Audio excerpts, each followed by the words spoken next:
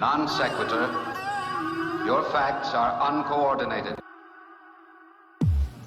Warning. The following live stream is intended for an uncommon audience. Those suffering from religious celiotitis, idiotic use of the word scientism, or geoplanetary flatardation are advised not to watch any further, as this could result in symptoms including feeling triggered, loss of wokeness, or the need to comment in all caps. However, if you think bold ideas are righteous, unique perspectives are gospel, and strong opinions are sacred, then we say hallelujah. This is Non-Sequitur. Never follow. And now, here are your hosts, Kyle Curtis and Steve McRae.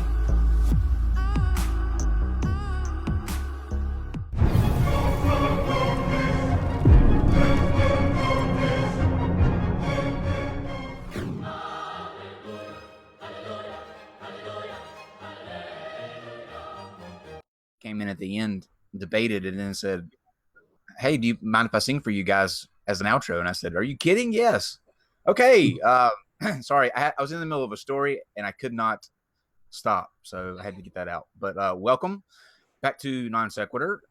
I'm Kyle Curtis. Steve McRae is, I think, to my left today. Hello, Steve. Hello. Still alive. Did you see that hashtag replace Steve is trending? Is it? You guys just taking bets on my future of living by the end of the week, aren't you? And by the way, again, if I die, contact me via your cell phone, and I'll tell you. We're going to talk about that. Think of you. Yeah. We're going to talk about that. David is producing as always. That voice in the back, and we have joining us. You probably saw him recently because he was here It's been 2 or 3 days, I think. Seems like a lot longer, but Dr. Robert Sungenis is back again with us. Hello, Dr. Sungenis. Hi, Kyle. How are you? Excellent. Welcome back, sir. Good. And also joining us, the face you can never forget, Allegedly Dave. Hello, Allegedly Dave. Hello. I'm not sure why I'm the face you can never forget, but you know. I would say more the voice. Yeah, it's allegedly nice to have you back, sir. Yeah, I saw what you did there. Thank you. So, okay, let's get to what we have coming up for the week. First, a bit of bad news. As many of you know, I was looking forward to tomorrow's encounter with the people from Soul Phone, and I got an email this morning saying that the gentleman's wife's father had passed away, and so we do wish the best for his family in that situation. He didn't cancel. We are going to be still doing that show. It's going to be on the 23rd now instead of tomorrow, but still a little disappointing. But in those situations, what can you do? So we will be back with them on the 23rd. We're still going to figure out something with tomorrow. So if you guys out there have any ideas, please let us know.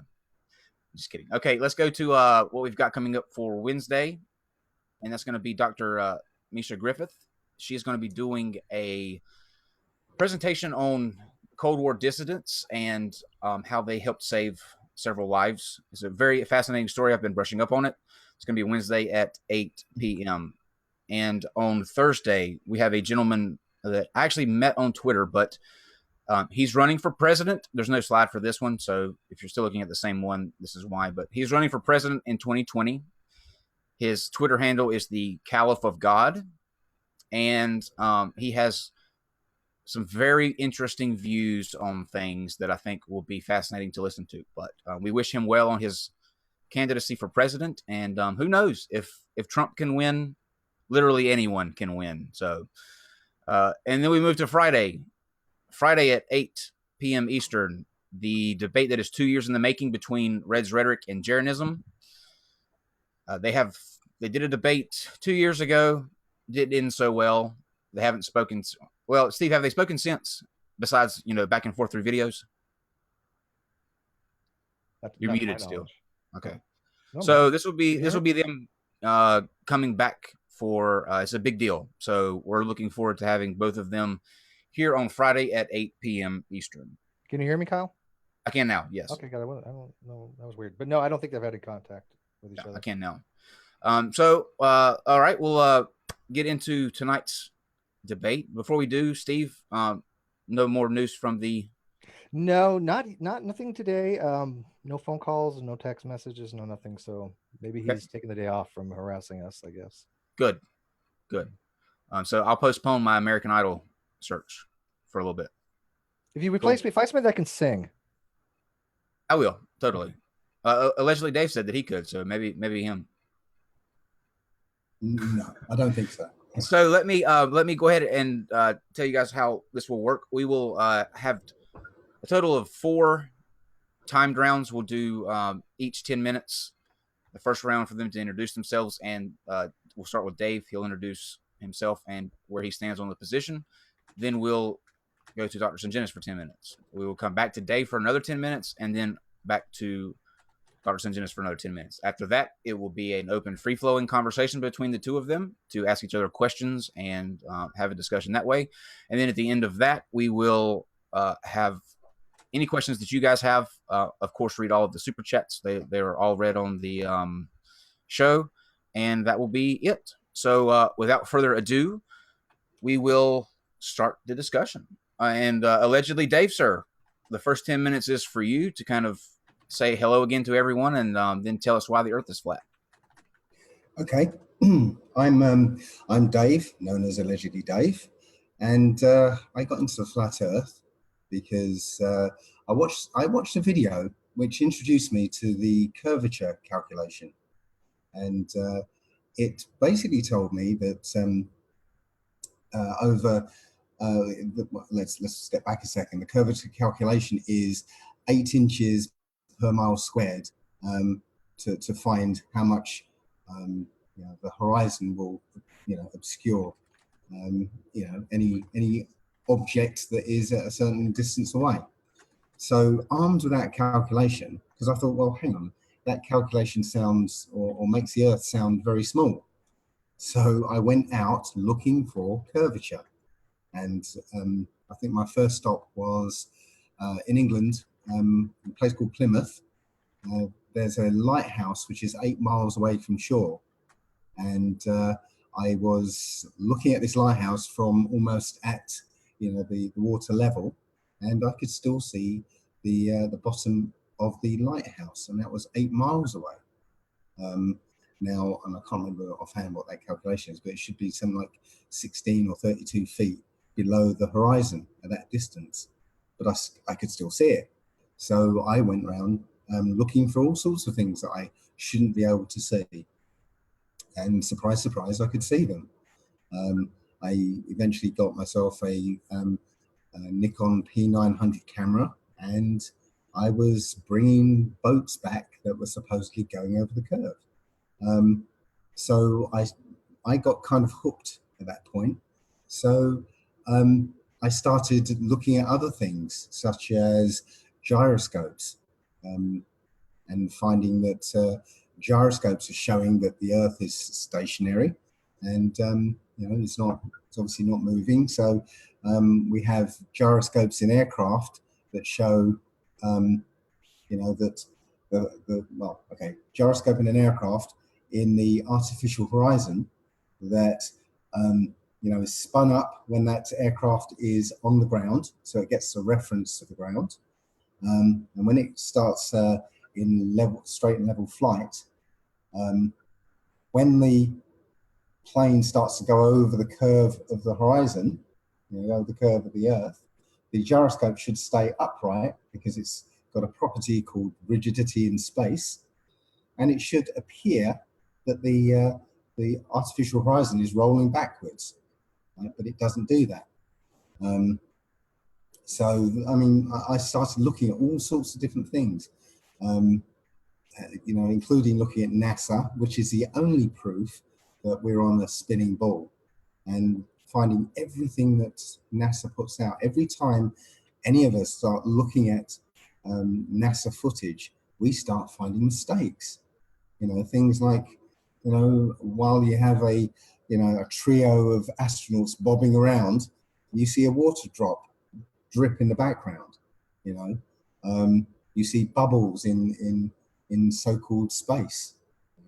You see all sorts of anomalies, especially green screen anomalies. where they shouldn't have to use green screen at all.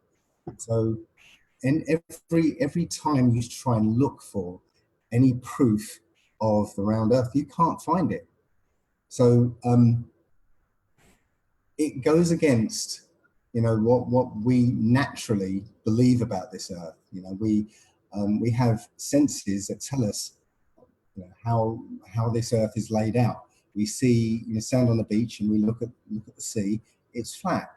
Yeah, our senses tell us that we aren't moving. We have senses to tell us if we're moving or not. And I know we're told that, or I know we're supposed to only sense acceleration, but the Earth apparently accelerates and decelerates in its orbit, because it's not a circular orbit; it's an elliptical one. So there's acceleration and deceleration, but we don't feel it. We don't see the effects of that acceleration and deceleration. So everywhere you look, you cannot find any proof of the flat Earth.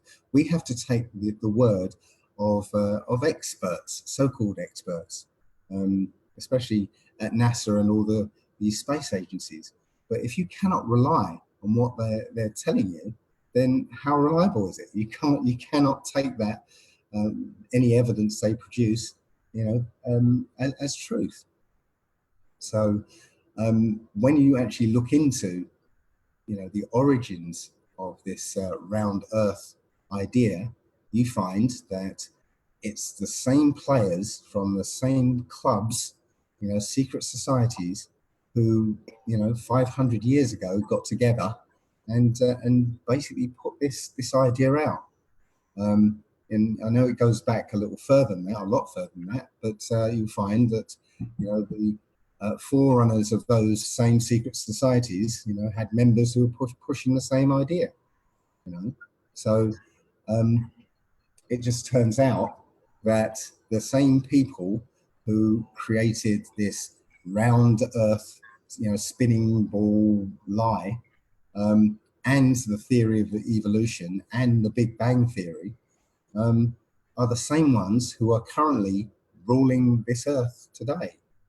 And that's the primary reason we've got this round Earth system, because if you believe in this round Earth evolution Big Bang universe, then it doesn't leave any room for a creator. And when you take away a creator, that allows so-called powerful people to insert themselves above you and rule you. But if you know that this is a created place, which is what the flat Earth eventually or inevitably leads you to, then there's a creator, and you are the chief of the creations here. So that means there's nothing in between you and the creator, and so nobody can insert themselves and tell you, above you, and tell you, do as we say, because we're more important than you. So that's the true basis of why we have this ball Earth lie. I'm just an ordinary bloke here. I'm not an expert in anything, but one becomes an expert in things because of the passion you have to find out why. And this is what thousands of people around the Earth, still stuck in the old world lingo. Thousands of people across the plane are sort of becoming, because when you have a passion for something, passion for learning, you pick up all this information and it sticks with you. So that's really all I've got to say on, as an opening argument, because I'm just an ordinary bloke, but these proofs are evident when you look for them. Okay. All right. That was about 7 minutes. So, Dr. Sungenis, next 10 is for you. Okay. That Freudian slip you just had. You know what? I got to point it out because I feel bad, because I want to be clarified. You made I think you did make a Freudian slip that you had said that there's no proof of the flat Earth. Did you mean the round Earth, Dave? Oh yeah. Okay. I don't want to mischaracterize. I feel bad him saying that. And I was laughing, but look, I've got 55 years of programming to overcome. Yeah. So I hear you. I just want to get you on record, and that's fine to clarify that. I don't want to misquote or straw man anybody. Go ahead. I was actually talking about the other Freudian Oh, study. was there more than one? What was the other one? You missed that one, Steve. He said when we go around the Earth. He said. Oh, that one. Yeah, I heard that one. Yeah. You can go around the Earth like that. I heard that one. Yeah. The other one, the other one, there's no proof. He said there's no proof of the flat Earth. Okay, go ahead. All right, Dr. Sungenis, your 10 minutes starts now. Yeah. Okay. Thanks. I've listened to a lot of flat earthers, and I enjoy listening to Dave because I think you guys all come out pretty much of the same mold, and that is you have some good points, you have some bad points, and I'll get to the bad points in a minute. But the general statement I want to make is that each generation really has to struggle with what they've been taught, and they have to ask the $64,000 question: has what I've been taught true or false? And some issues rise to the surface a lot faster than other issues, and those are the issues that we deal with. The flat Earth has been one of those for about the last more than 125 years. It's risen to the surface. I don't know exactly why, but it is one of those issues where each generation really has to work it out for themselves, and there's going to be debate back and forth about this. Even though some people think it's obvious on one side or the other. So, I appreciate the exchange, but again, this is just part of being human. We have to struggle with these things, and sooner or later we're going to come to some resolution. But right now we're in the struggle. Let me just remark on a few things he said because I think they're good talking points. For example, he talked about boats that he saw disappear over the horizon, and then when you use any kind of magnifying instrument, telescope or P900 or some good binoculars, you can bring the image back, and that is certainly true. But that doesn't prove the Earth is flat. All that proves is that a device that can magnify the scene much further than you can see with your unaided eye is going to bring back into focus at least some of that image. Now, the problem, though, with that is it never brings back all the image. It will bring back a good portion of it, but there's always a portion that is really beneath the horizon that you can't bring back. And the farther that boat goes out to sea, the worse it becomes. You reach a point where your binoculars or your telescope may not even be able to bring back that boat because it's so far out. And if it does, it's either going to be out of focus, or you're going to see that most of the boat is above the horizon, but there still is a portion that is below the horizon. And that's the key issue. Why can't this magnifying device bring back the whole boat? You see, that's the issue that the flat earthers have to answer. So let me go on. Does somebody have a question? No? Okay. Well, maybe I'm hearing things. Okay. So, and he talked about gyroscopes, and especially gyroscopes in aircraft. I've dealt with this a lot. I've talked to professional pilots who are certified, and they say, answering this question is like answering the question of whether you stop beating your wife. Whether you answer no or yes, you're going to get into trouble. And the reason for that is this. There are devices in aircraft that are very sensitive machines, and they use what they call pendulous vanes. And these things, pendulous vanes, are very sensitive, and they will determine any kind of change in the gravity potential or any kind of change in the inertial forces that are around the Earth. And both of these things, namely the Coriolis force, working with gravity, both of these things will affect these machines in aircraft. And so those pendulous vanes will move just very slightly, and as they do, they will cause the plane to level out over the curvature of the Earth. And it's so minute that you cannot tell that plane is adjusting to the curvature of the Earth. And the pilots will admit this. They know the machines are there. Not many of them know how they work, but they do work, and they're adjusted just that way so that they do calculate the curvature.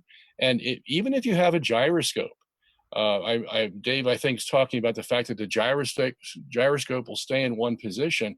Well, that's because of the Coriolis forces.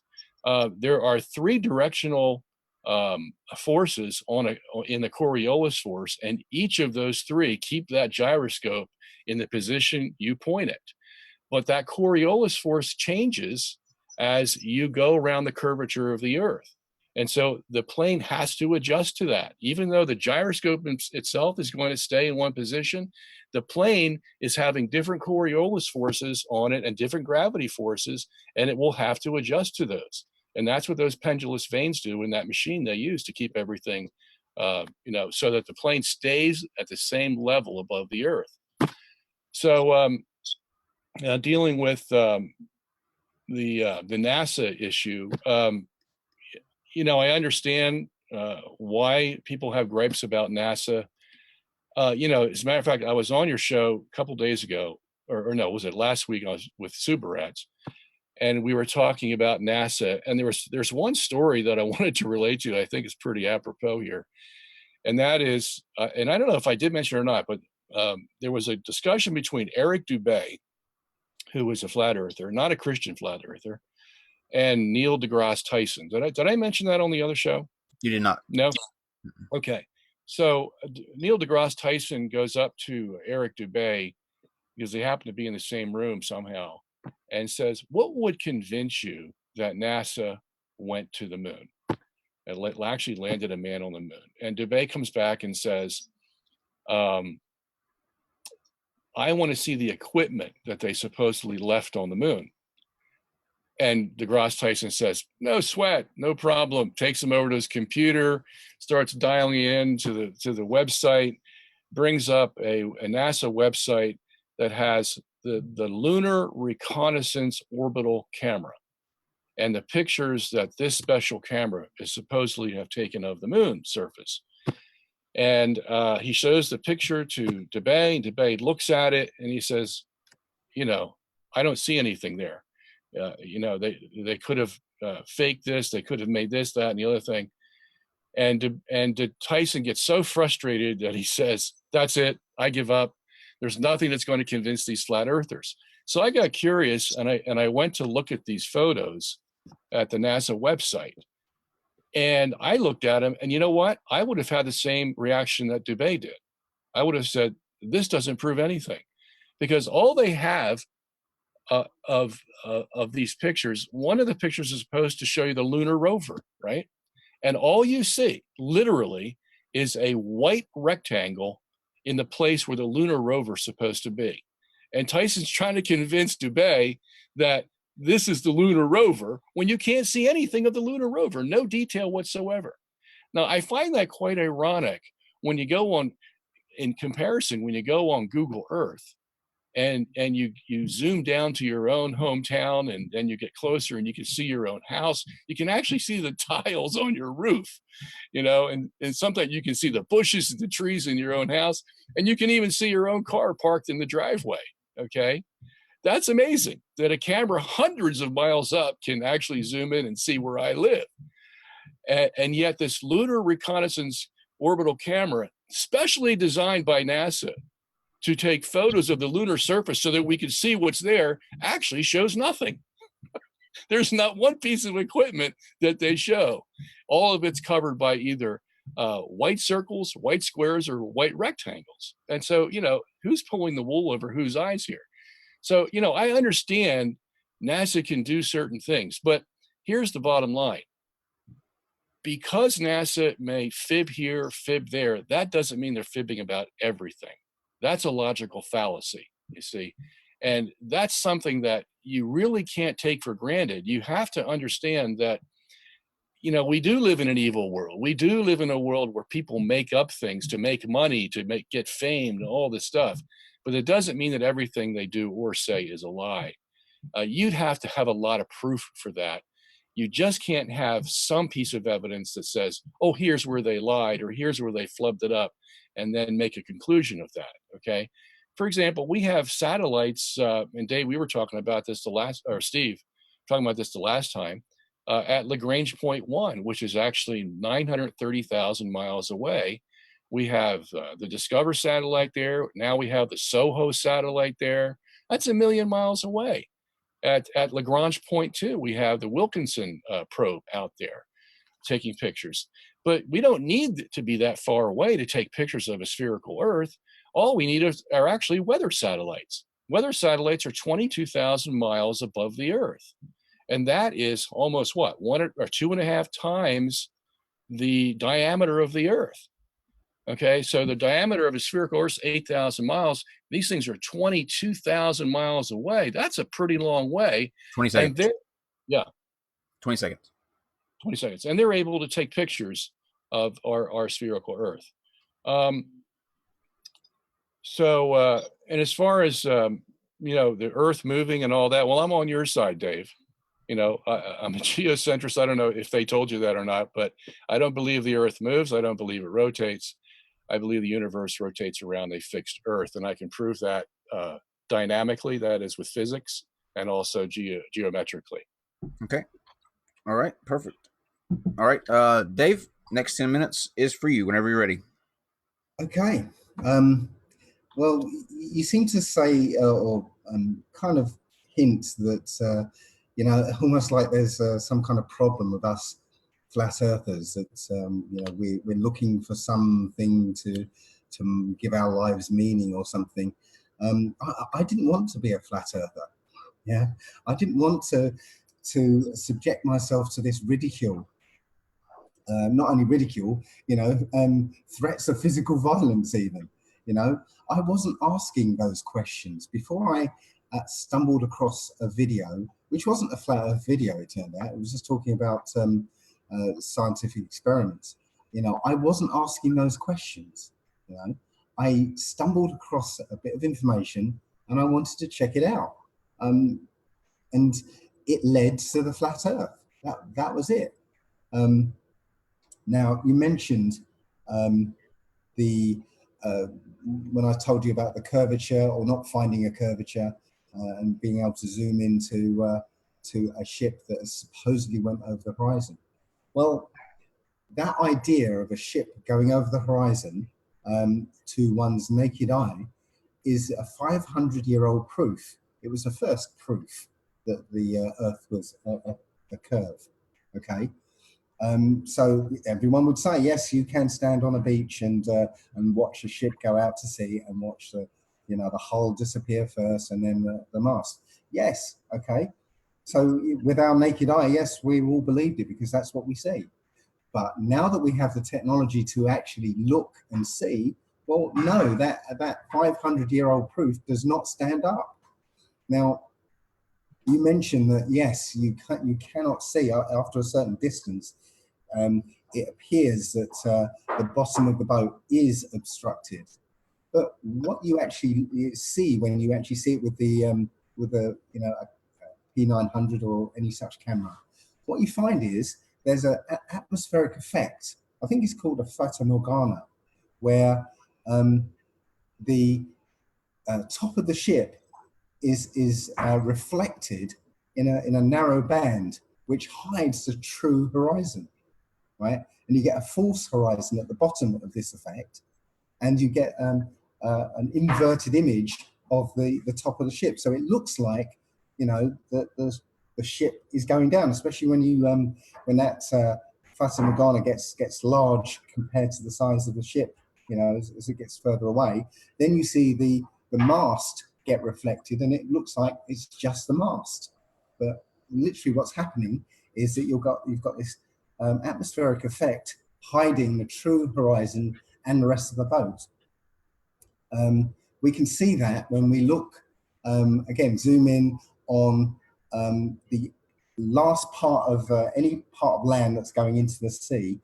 Yeah, if you zoom into it, you see this band giving the effect of floaty land floating over the sea. Obviously, land doesn't float over the sea. It's literally being reflected, and you've got the false horizon that looks like the sea, and you've got this floaty land above it. So no, that's, your ideas there don't hold up. Now, you also mentioned the gyroscope and the pendulous vanes. Well, you know, at first, when I started looking at this, I didn't believe the pendulous vanes worked, but I looked further into it, and sure enough, I held my hands up that, yeah, you know, those pendulous vanes could work, and they probably do work. But the fact that they have to use pendulous vanes prove that the gyroscope is rigid in space, okay? So there is a static experiment. It's done by a guy called Rob Durham, and he has one of those high precision electric gyroscopes, and he sets it on the table, and its position is marked, and he sets it going for 6 hours.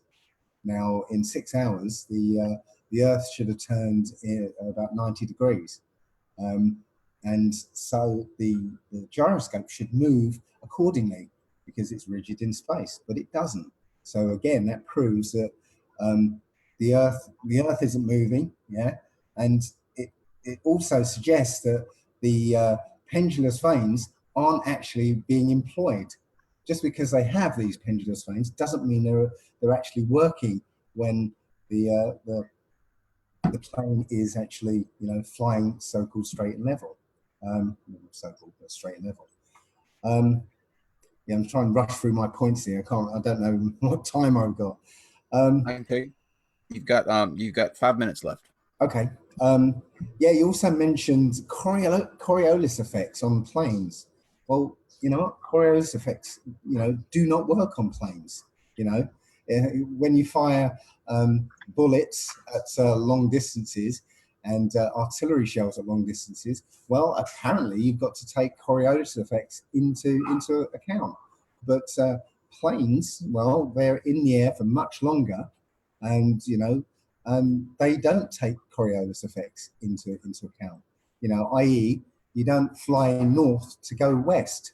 You know, that's the thing. It's, you know, so conflating Coriolis effects and planes doesn't work. Another point, you said, this was a very quick reference you made about these Coriolis effects, and I can't remember how you phrased it, but they allow a plane to maintain the same height above the Earth. Well, it's not, you know, it's what's maintaining the plane's height above the Earth are the plane's control surfaces, which have no relation to the ground. It has only a relation to the air that it's moving through. So that's why if a plane was flying through the air, you know, over a curved Earth, then if it was flying straight and level, it will, you know, end up in space. You know, it would have to dip its nose. I think if a plane is flying at 640 miles an hour, it would have to dip its nose more than a mile every minute in order to stay around the curve. But again, it doesn't. So again, you can't say, oh, well, it sticks above the Earth because of some relationship it has to the Earth. No, it's again, it's its control surfaces that that determine its pitch and its height above the Earth.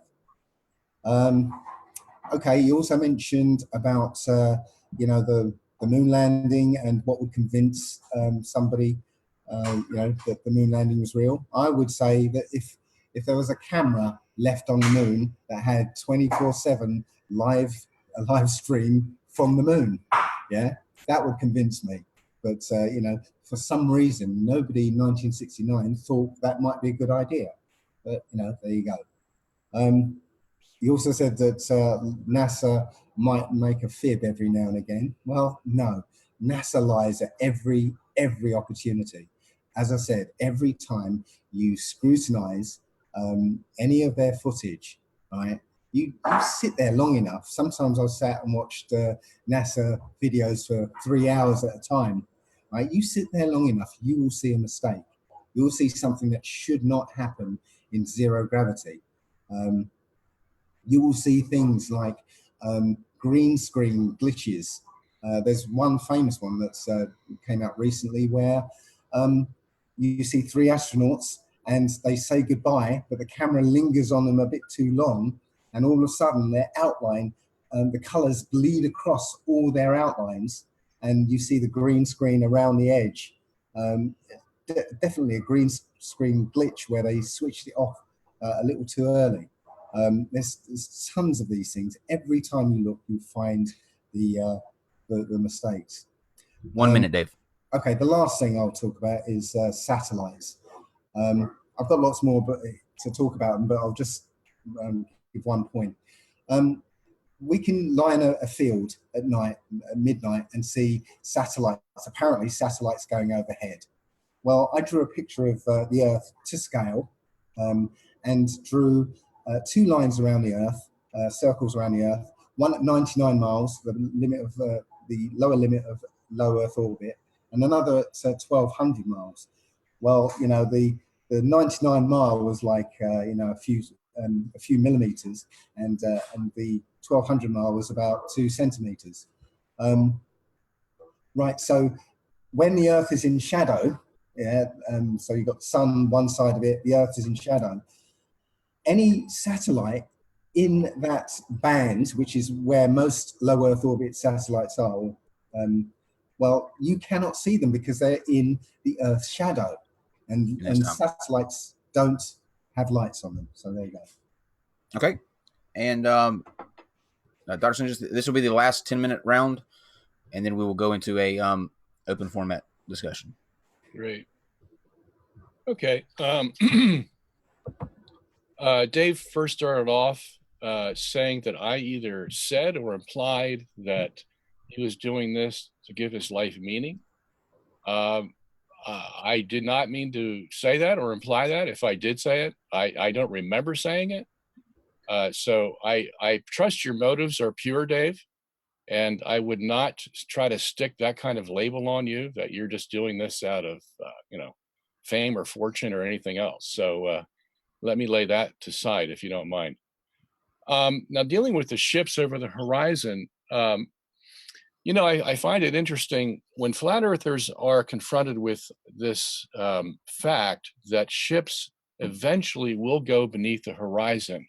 And then they will invoke the mirage effect and say that what we're really seeing is a mirage.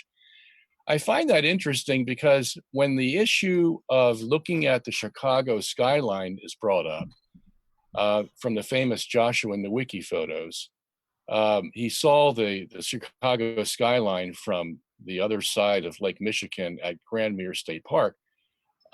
When the solution to this problem was brought up by Tom Coombs that it was a mirage, all the flat earthers were saying, "Oh, it's not a mirage. You know, you can't answer it that way because a mirage has 4 levels, and this is the Fata Morgana you were talking about, by the way. It has 4 levels, and one of them is inverted, so you can't use that because we see the buildings as they are, straight up and down, with no inversion at all. But then when it comes to the boats, well, the way the flat earthers explain the boats is what really happens here is a Fata Morgana, and you have the inversion, and that's what you're looking at. You know, so I find this kind of playing one side against the other a little contradictory and a little disingenuous. Okay, so now the thing about the boats is, I mean, to me, it's a logical fact that the further the boat goes out, or farther the boat goes out, let's say it goes out, you know, 100 miles, okay? Are you telling me that you're still going to be able to see this boat with your P900? Or let's say we got the Mount Wilson telescope. That's a 100-inch telescope. And let's say somehow we mounted that so that we could watch this ship go out 100 miles.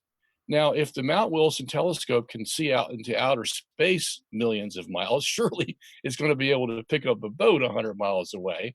But the fact is, it can't.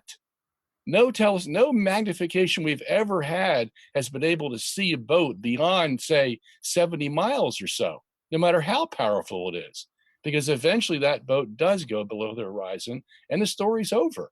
Okay, that's the thing that you have to answer. Now, you talked about the gyroscope, and you says it stays in the same position, and I agree to that.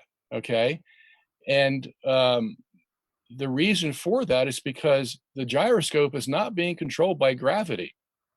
The gyroscope is being controlled by the Coriolis forces, and they have 3 directions to them. That's why it always stays in the same place.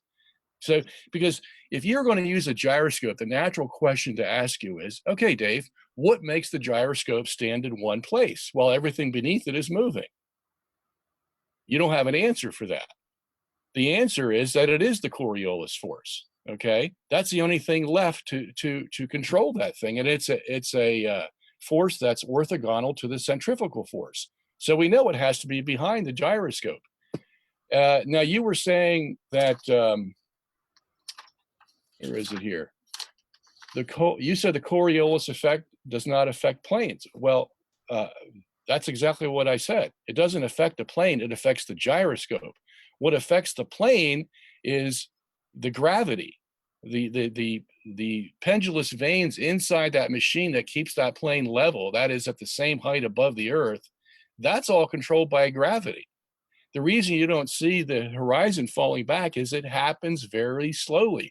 That was my major point, that the horizon goes back very slowly because the effect of the gravity on these pendulous vanes is very small. You can measure it in minutes, and you hardly see anything because the plane is moving so slow compared to the size of the spherical Earth. Okay, so let me just make that clear. Gravity affects the plane. The Coriolis force affects the gyroscope, and that's why the gyroscope can be in a different position than the plane is when the plane is adjusting to the gravity of the Earth as it goes around the spherical Earth. You said that NASA lies at every opportunity. Okay. Now, again, it's easy to make assertions like that. It's much harder to prove them. You can see bubbles in water chambers, and you can see green screens, and you can see all kinds of things that NASA does. They would claim that these things make their job easier, and they maybe don't care about, fudging it a little with a green screen because, the public already knows what the truth is. And so we can use a green screen and it won't make that much difference. To you, it does make a difference. To a lot of other people, it doesn't. But this whole idea that, that you have to have this position where NASA can never tell the truth. And that's an audacious statement. That really is. And I can see why you say it, because if NASA has one photo, just one out of the tens of thousands that they've made, but one photo is true of a spherical Earth, your whole movement, and I know you don't like to call it a movement, but your whole understanding of a flat Earth dies immediately if there's one photo. So I understand why you have to take this all or nothing position, because you have no other choice. Now, you're up against a lot of other evidence from other countries who all have weather satellites. Japan has it, China has it, India has it, we have it, the Russians have it. They all have weather satellites. They all take pictures of a spherical Earth. Nobody's taken pictures of a flat Earth. So now you have to include not only NASA in your boogeyman kind of look upon this agency, now you have to include all the other agencies in the world. And I think I know what you're going to say. Yeah, they're all in a conspiracy together to control us, to make us slaves, all that. And all that sounds good, Dave. It all sounds great, Yeah, well, there's people in control, but there's a real world too. That's the other side of your story, and that is all these nations are in competition with each other, and that's why the Russians and the Americans were in competition to see who could put the first satellite up, and the Russians beat us to it, and so we got into the race, and we were going to beat the Russians, and that's why everybody thinks we have a fake moon landing, because they wanted to top the Russians. The fact is, these people are in competition with each other. They're not going to help each other. And, this whole idea that they're in a big cabal, that everything they do is a lie and all this, again, you have to prove that, Dave. You just can't take one or two instances and say, well, here it is right here. Here's an instance of a bubble going up in a water chamber. And that means that NASA lies every time. You can't do that. Okay. That's not the real world. How much more time do I have? You have 2 minutes and 10 seconds left. Okay. So while I'm here, and since I finished what you had said, I want to give some things for you to think about maybe in your next talk. And that is, I want to know what you do about the southern stars. You know, we have the northern stars, and then we have the southern stars. And the northern stars are centered around Polaris. The southern stars, Sigma Octantis, is usually named the South Pole star. I want to know how your model fits in all those southern stars. I also want to know what you do with Antarctica.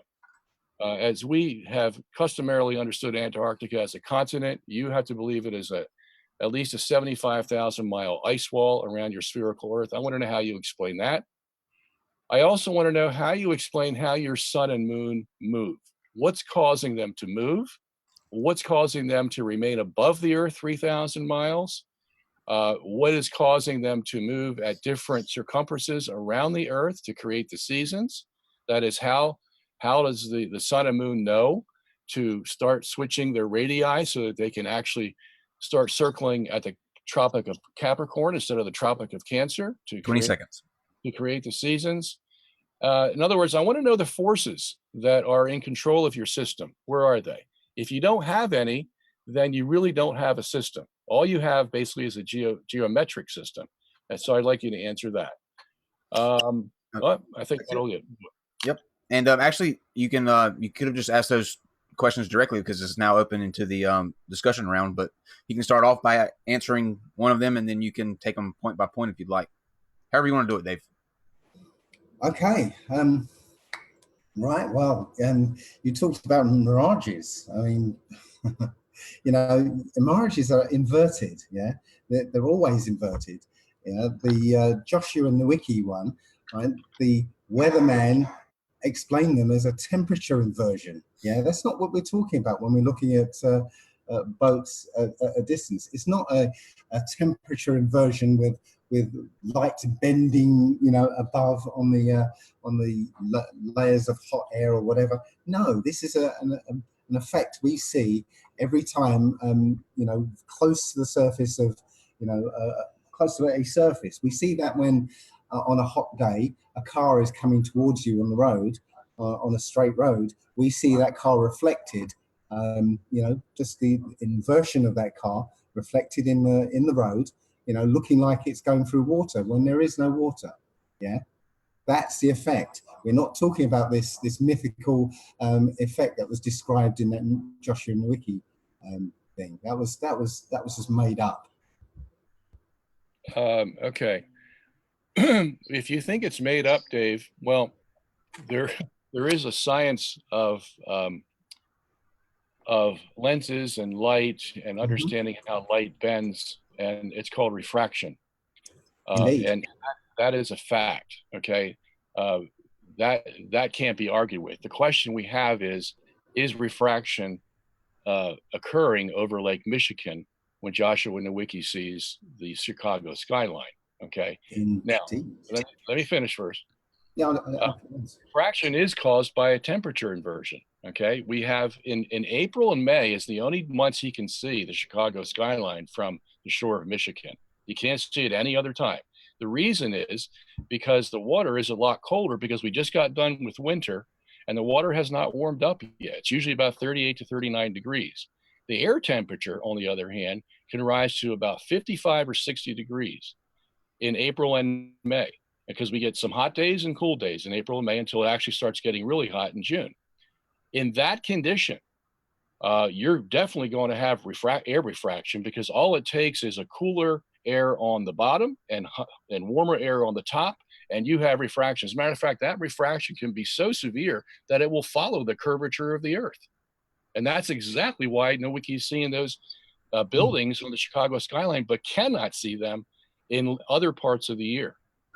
Interesting, because funnily enough, since that news report came out, people have been sending in photographs of the skyline throughout the year. Okay, and two people, Rob Skiba and Rick Hummer, rented a boat, went across the Great Lakes from one side, heading towards the skyline, were able to see the skyline throughout the entire journey. Yeah, that doesn't happen on a temperature inversion. As you said, it takes very specific conditions to create this thing. These are seen, this skyline is seen throughout the year. And as I said, Rob Skiba and Rick Hummer saw this skyline throughout the journey, across the lake to the skyline. So no, I'm afraid that argument was moot. All right. Well, I saw the video that Skiba made of that. Okay. Skiba set out to do one thing. He set out to show that the Chicago skyline at 46.7 miles was not a mirage. He was correct. Nobody argues about that. What we're talking about is when Joshua Nowicki is on Grandmere State Park, 60 miles away, not 47, okay? We shouldn't be able to see any of the Chicago skyline if the Earth is curved, yet he sees that. That's the issue, whether you see the skyline or you don't see the skyline. Skiba had a totally different issue to be resolved, and that is, can he see the skyline the whole way from 47 miles out to Chicago? Yes, you can. Nobody's going to disagree with that. But the question is, how much of the building does he see? Every time Skiba takes a picture of the building, the bottom part of the building is not in the picture. And the closer he gets to the Chicago skyline, actually the Willis Tower, the more of that bottom comes up from the horizon that he can see. I saw the video, and I deal with it in my book.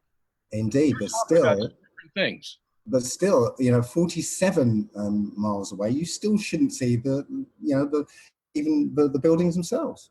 No, that's not true. You won't see the bottom half of the building, but you will see the top half of the building.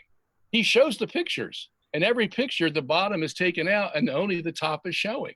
Again, we'll have to I'll have to somehow get this added in, but you shouldn't be able to see the buildings at all. No, you should. 47. That's 47 miles. You shouldn't be able to see the buildings at all. No, that's false. That's why the big deal was made about him being 60 miles away at Grandmere State Park, because that's the distance you shouldn't be able to see anything. Okay, but that also doesn't account for all the other pictures that have been sent in from all the way across the shore of the Great Lakes at different distances, different positions, seeing the same thing. Yeah, well, I don't know what pictures you're talking about, because they're certainly not on the internet.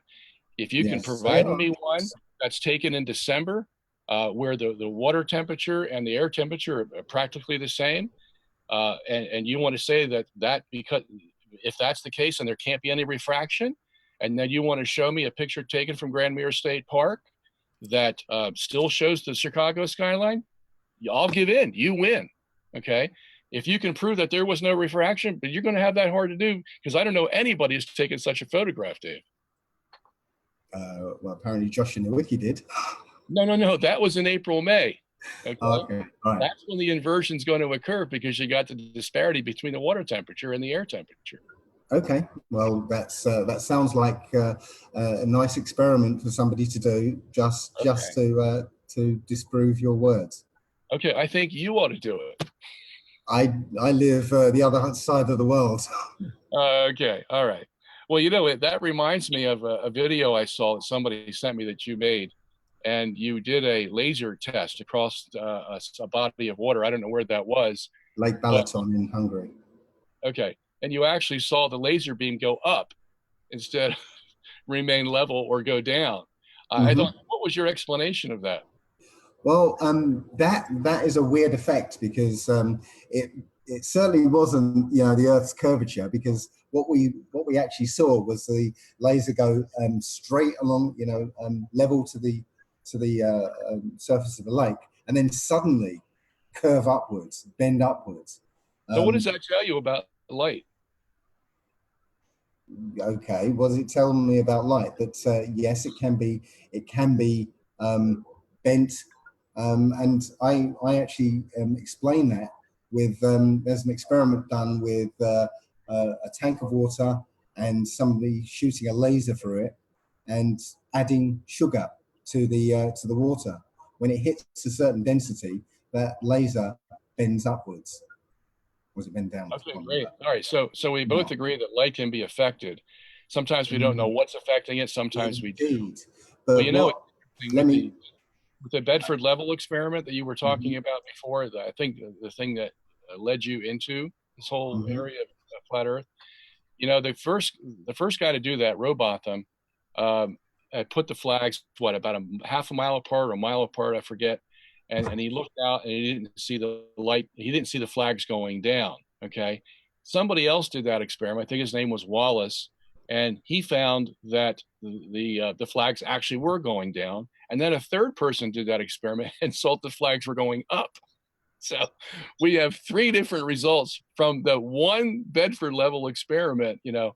And this is the thing about science is you have to repeat and repeat and repeat these experiments to make sure that you didn't make any mistakes, to make sure that there's no atmospheric conditions that are going to ruin it for you. And then you have to have peer review of that, where somebody else looks at the data and says, you know, you either did or didn't do it right. You know, you just can't do one experiment and then make a conclusion. We didn't. What we did was we kind of surmised that because Lake Balaton is a fairly shallow lake, especially where we were, that the humidity was so great, very close to the surface. We were like inches above the water. So we repeated the experiment, I think about 2 feet above the surface, and that's when we chased after the beam. Then, and we got, I believe, 12 kilometers out, and we were still seeing the beam, you know, level. Yeah, you know what? We took photographs of the, you know, of the beam striking the back of the boat at the level. And every photograph was GPS positioned. So along with that video, there's a spreadsheet that is in the description, which shows the GPS coordinates, the reference to the picture, and you know, and where those positions were plotted on the Google Maps, you know, picture of the lake. So over 12 kilometers, we saw no curvature. Great. Okay. One thing I would suggest you do, there is a website called Metabunk. Yes, and that's why we did. The guy who runs that, and he did there was another guy, Dr. Zach, who submitted his results of Lake Balaton, and Mick West, who runs that website, went over these. And now Mick West is, I mean, he's just top notch. As far as I'm concerned, this guy knows more than anybody about this topic. There's 26 pages of dialogue on that website, by the way, and there's probably about 20 pages to each page of dialogue. And so they go through the whole thing. And Mick West tells Dr. Zach where he made his mistakes and to go do it again. And Mick West was trying to be fair. He just say, look, I'll believe you if you show me the evidence, but here's where you made your mistakes. And Dr. Zach agreed. And he's supposed to go out there and do it again sometime to see if he can correct his mistakes. One of the mistakes is, as a matter of fact, if you can't find the level of the laser beam and make sure it's level with the surface of the water, one little mistake at the site where the laser beam originates will exponentially multiply when you go 100 feet, 200 feet, 300 feet. If you're off just a micron from that initial point of the laser beam to where you are on the other side of the lake, their whole experiment is null and void because you haven't gotten the thing level first.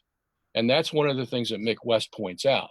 You may think you have it level because you have certain equipment, but even that equipment, if it's not set right on the ground, is going to give you a false measurement. So in other words, there's so many things that you have to take into account when you're going to make a claim that this laser beam stays level over this water and is not affected by the curvature of the Earth, especially when you yourself see the laser beam go up.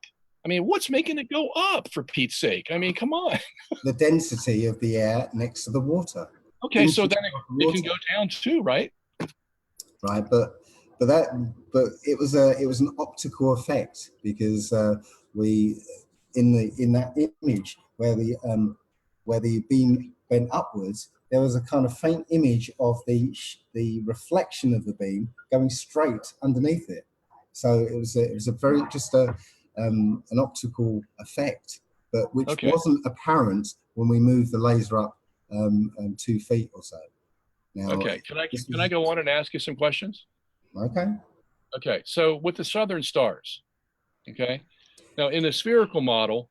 Well, I'll stop you. I'll stop you there. You know, I'm not like Mr. Flat Earth Hero. I'm just a bloke who's looked at this. I haven't looked at everything. Yeah, I don't have a model for the southern stars. Yeah, what I see of the southern stars is that you see stars moving the other way. You know, again, I haven't really looked into the southern stars. I've never heard people doing this.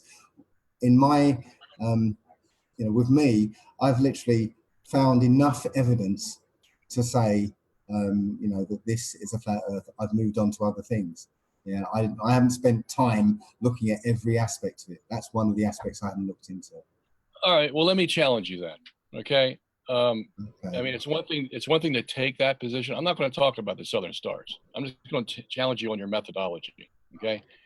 Okay. If you claim to be a flat earther, and now you conclude that you're a flat earther, and you admit that you haven't looked at all the evidence, and you admit that you don't have answers for certain things, how in the world can you move on to something else and claim that I'm a flat earther and you can't change my mind, so to speak, and that's it, period, full stop?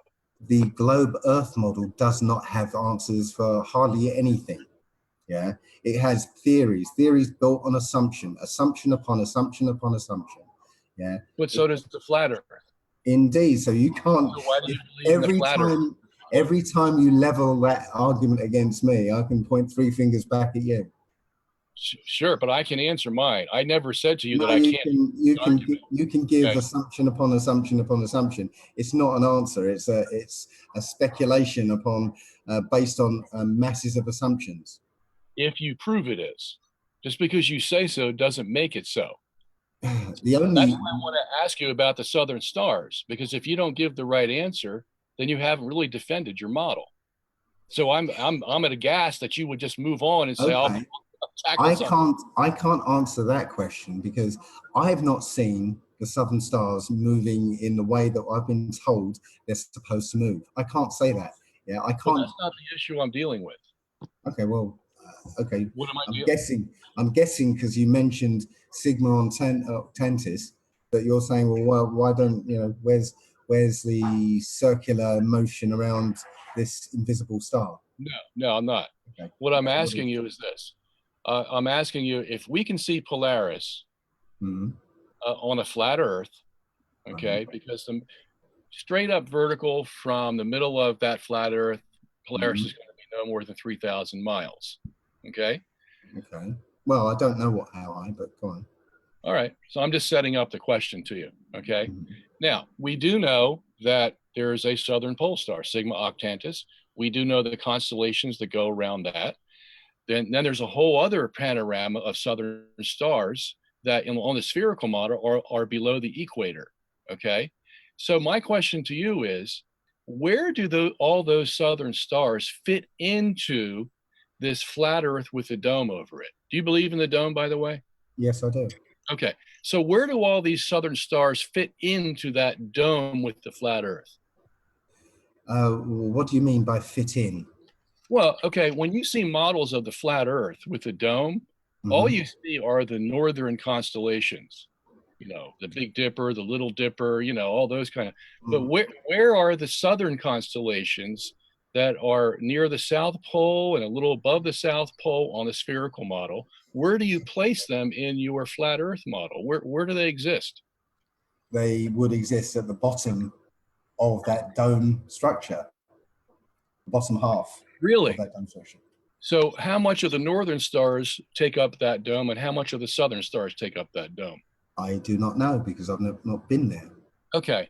So don't you think it's a little curious that you have just as many southern stars as you do northern stars, but yet you're telling me that all these southern stars are going to fit in at the bottom rim of that dome, and then you have the other part of the dome saved for the northern stars.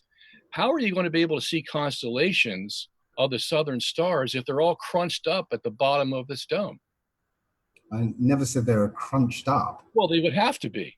They would have to be. How else are you going to fit them in there?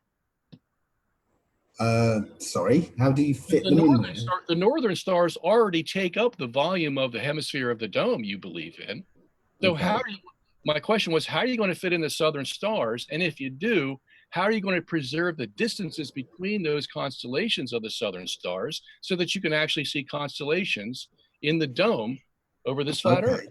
So my personal view, right, this is just my speculation. Again, I haven't been, out there to see what's really going on. So this is my speculation.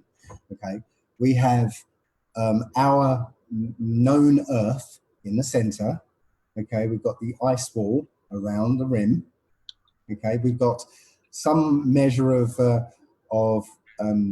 ice plain, which is what we call Antarctica, and we have more continents outside of that ice ring. And beyond that is the edge of the dome, and that dome, it's not like a snow globe dome. I think it's a more shallow one. Okay, so there's plenty of room for all the southern stars in there. Yeah. Well, they were. Well, wait a minute. Aren't the northern stars going to move out beyond this dome that you say is not flush with the flat Earth? The northern stars are going to be. No, the northern stars are where they would appear. I don't know what you're really saying. I'm just saying, if you're going to expand the dome so that it's no longer flush with the flat Earth, but extends beyond the flat Earth, the northern stars are going to occupy that area too. So you have the same question. How then are you going to fit in the southern stars in that hemisphere? The northern stars would occupy the same portion of the sky that we see. I'm not sure I understand. Yeah, but those northern stars go down to the equator, which in your model is the flat Earth. The edge. Stars go to the. Sorry. He's saying that they would go to the edge. The northern stars go to. No, you don't. Okay, you don't see in. Literally, you won't see from the North Pole, the southern stars. Yeah, you see in a pyramid type thing. Yeah, in perspective, you see in a pyramid.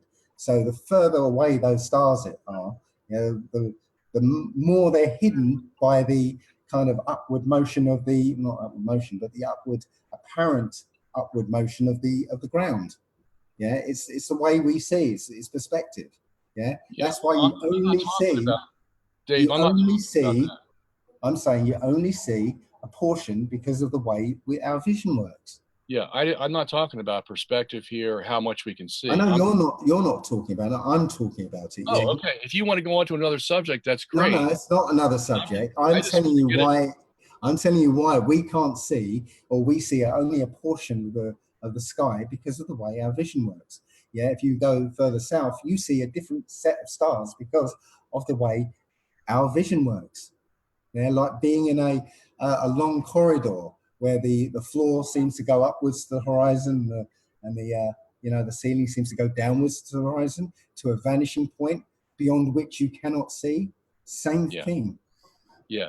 But see, I understand all that, and I've dealt with all that in my book, and you can go read it. But what we're dealing with here, first of all, is even if perspective was an issue, you still haven't told me how are you going to fit in all those southern stars that were in a hemisphere below the Earth in the globe model, but now have to occupy this very, very narrow band around the edge of this dome.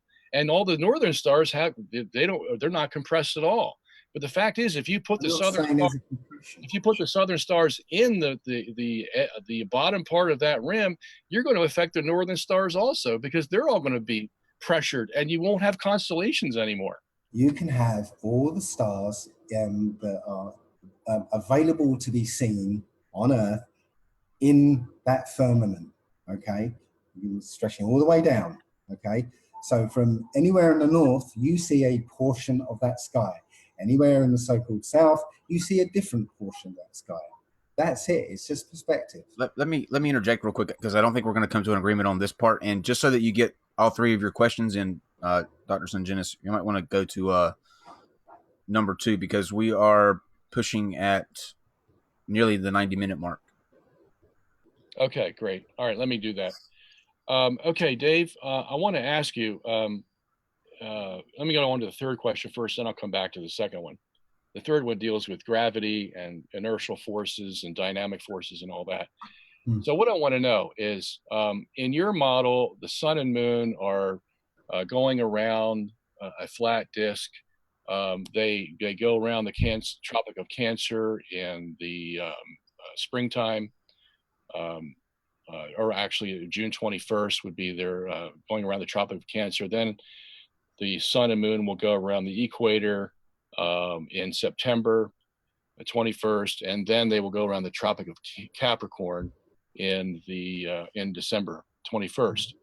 So we have the sun moving from one radii to another radii to a third radii, and that third radii is actually twice the radii of the first one, Tropic of Cancer.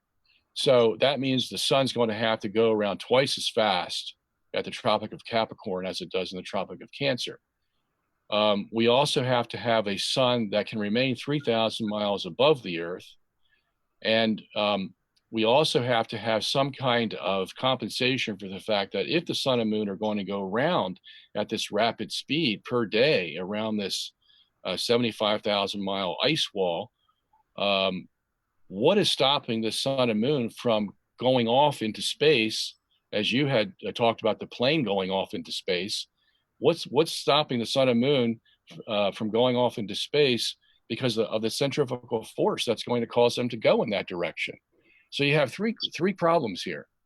Answer why the sun and moon can go around the Earth without going off into space, how the sun stays 3,000 miles above the flat Earth, and how it changes speed when it changes the seasons.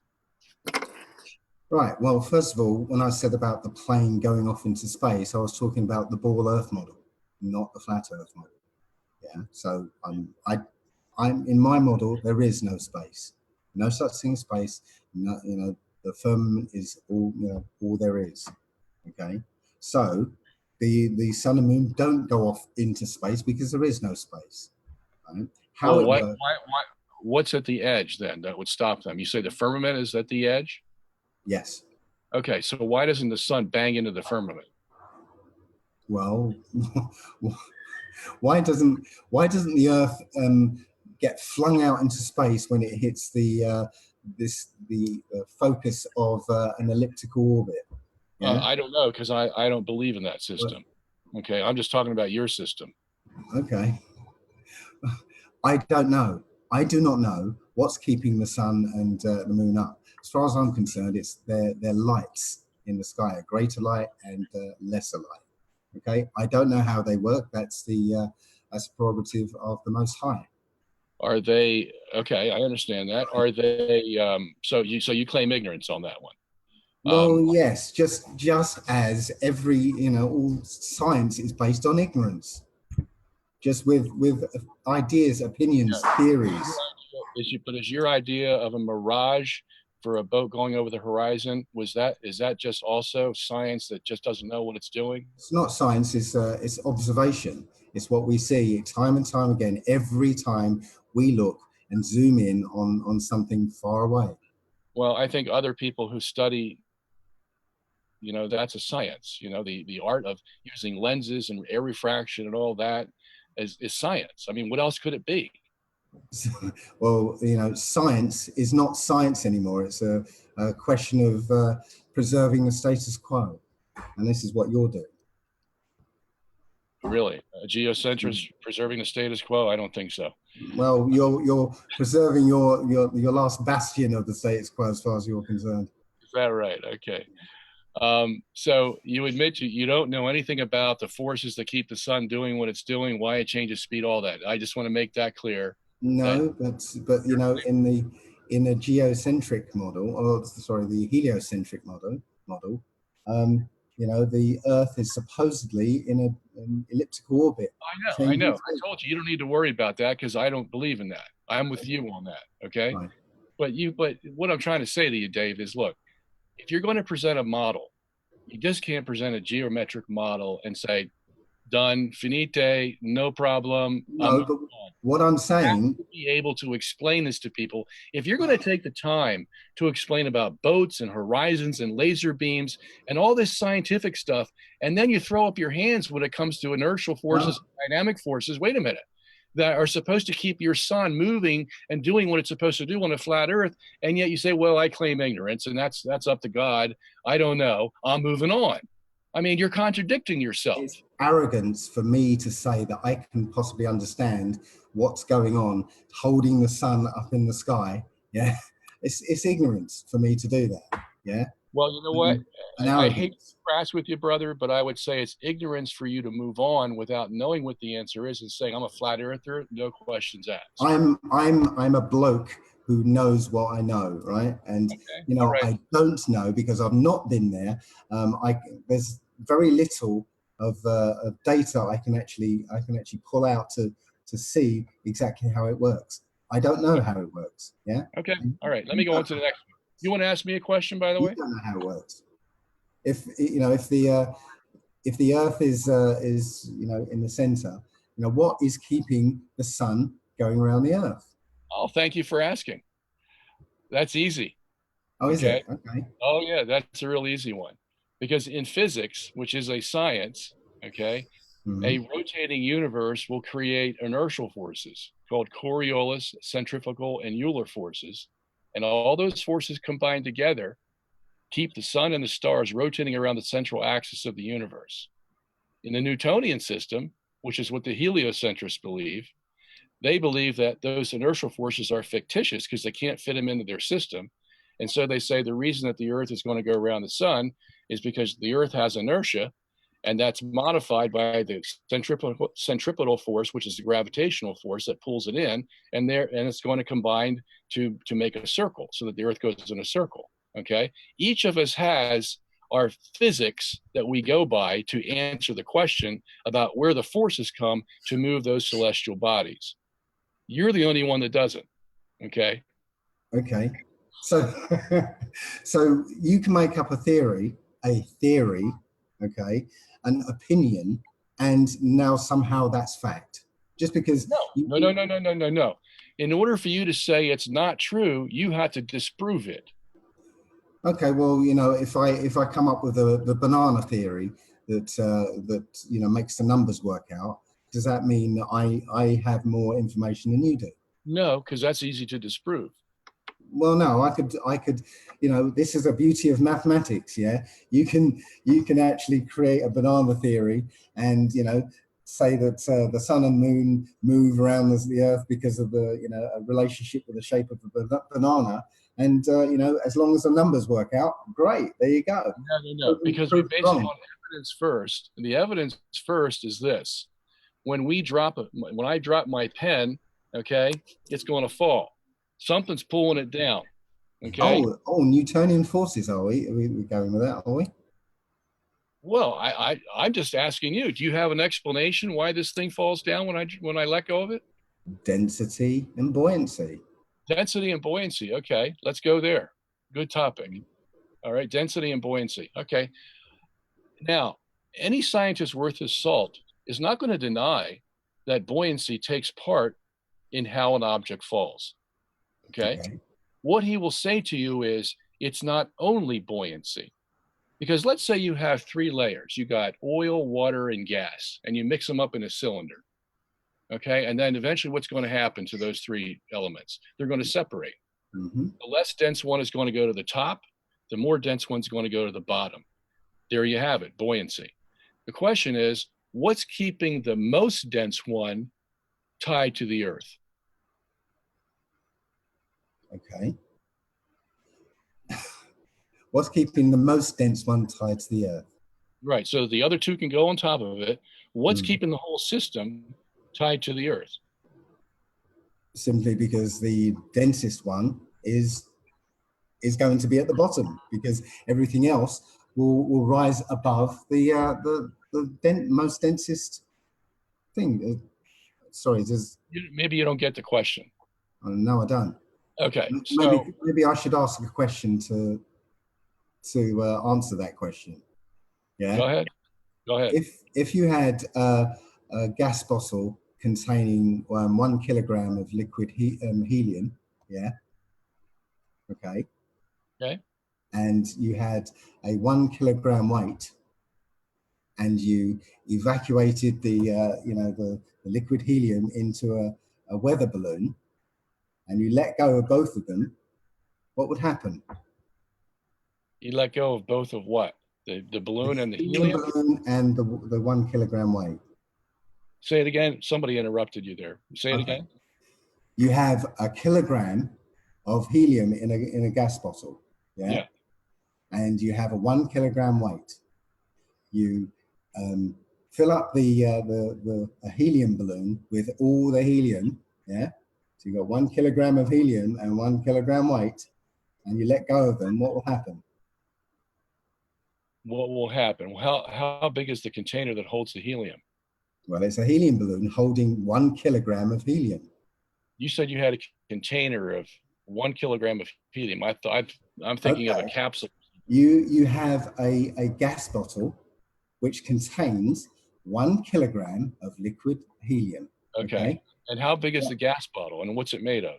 Well, it doesn't matter, because that's just holding the helium before the experiment starts. Okay? You're putting it in a balloon. Okay. I wasn't following you at all. Okay. So you have a gas bottle of helium that contains 1 kilogram of helium. You fill up a weather balloon with 1 kilogram of helium. Yeah. And From you have the bottle? Yes. From the bottle? From the bottom. Okay. And then you have a 1 kilogram weight and 1 kilogram of helium. Yeah. You let go of both. What will happen? Well, obviously the helium balloon is going to go up because it has Why less. is that? Why is that? Because they both weigh a kilogram. Dave, I already had told you that we accept buoyancy. Okay, so don't try to pin buoyancy on me as if I rejected it. All right. Oh. What I'm asking you is, what keeps the most dense part of that 3 element solution that I gave you tied to the Earth? Because it can't go anywhere in relation to the less dense items. In other words, Dave, let's say this. Let's take I take that cylinder of those 3 liquids and I throw it up into the air. Now, the buoyancy is still going to be in effect. You're still going to have the most dense at the bottom, the middle dense in the middle, and the less dense at the top. But what causes that whole system now to fall back to the Earth? Well, as I said, the less dense doesn't fall back to the Earth because it's held up by the most dense. Yeah, but how is the most dense going to fall back to the Earth? Because it can't go anywhere. It can't go anywhere in relation to the less dense. Okay, so let's say we do this. We'll put dirt in the cylinder, which is the same thing you find on the Earth, and we'll put the gas in the top of the dirt, and we'll put water. We'll put water in the middle and gas on the top. And if I throw that cylinder up, is it going to fall to Earth? The cylinder. Yeah, cylinder holding these 3 liquids. Is it going to fall back to Earth? If that cylinder, with its contents, is more dense than the air around it, then it will fall to the Earth. Yeah, I guess I'm not making myself clear. I'm trying to figure out how to explain this to you. It's the theory of down.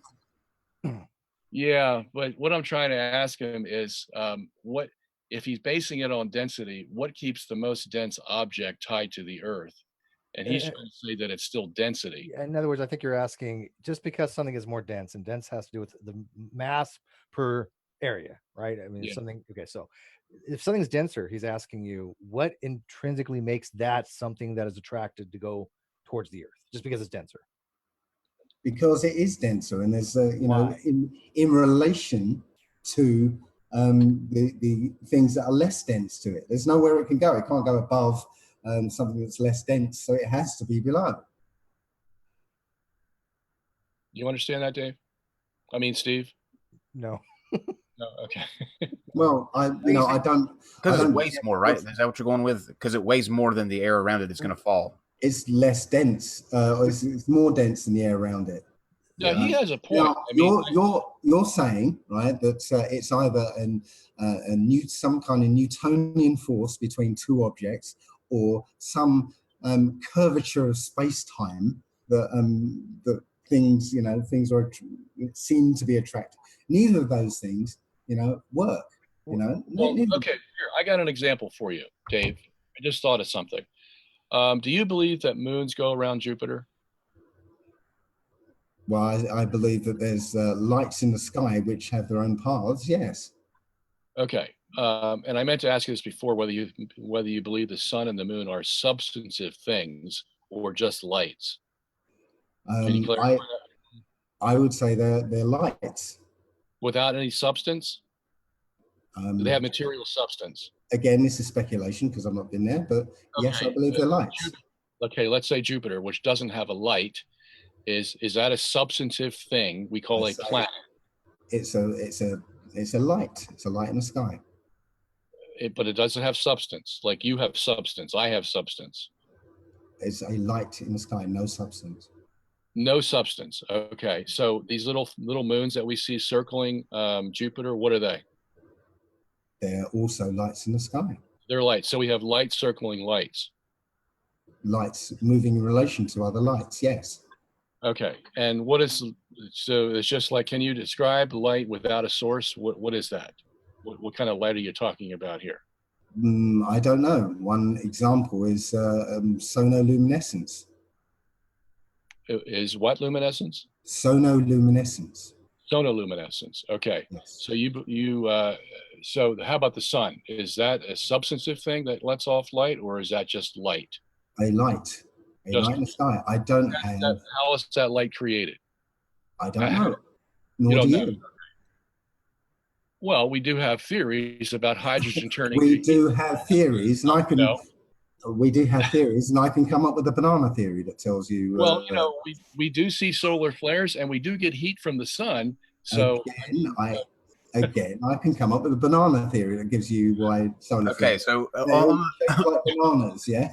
On the banana thing, I think we'll go ahead and because we did go over 90 minutes, which was good. I mean, it was a good discussion, but I think we can agree to go on to questions from the audience. Yeah, we got some super chats and we got some questions, and I got a few things I gotta ask. I can't help myself. But we're gonna get the super chats out of the way first. Ethan had asked, at some point, can you talk about pressure in a pressurized dome? It is equal at all points, but that is obviously not the case. So why do we have? Basically, he's asking, I think, why do we have a pressure gradient of the atmosphere? Not the pressure gradient again. You know what happened last time? It's a super chat, man. It all fell apart. Anyway, go ahead, Dave. Well, we seem to have a pressure gradient because, again, we have different gases in the atmosphere, and we have different densities of gases. Right, and okay, so Dave, what keeps the dome on the flat Earth? I don't know. What's on the other side of the universe? Well, whoa! Wait a minute. You talked about buoyancy, and now you have something solid and very heavy, a lot of mass, that's on the top, whereas you told us that all the dense things go to the bottom. So how does that figure into your model? Well, as far as I'm concerned, I go with what the Old Testament says. It was a space created, separating waters from waters. I don't know. Wait a minute. You told me at the beginning of the show that you didn't believe in any religion. So how can you quote from the Old Testament? I don't believe in religion. The Old Testament is not a religious book. Really? Okay. The Old Testament. Wait, the Old Testament is not a religious book? It is not a religious book. It's a book of history, law, and guidance. What happens is other people put their own holy religious book on top of it and create a religion around it. Like the New Testament. Yeah, I don't disagree with that, but I would still consider it religious text. I mean, even if somebody so that we get into not a religious text. Well, it's not a secular text. Next question, real quick. All right, next question. Another super chat. Ask Dave what the definition of a scientific theory is, please. You have to know scientific theory. Yeah. It's an opinion that stands only as long as until another opinion that better matches observations comes along. Whose opinion? Well, whoever proposes a theory. Okay.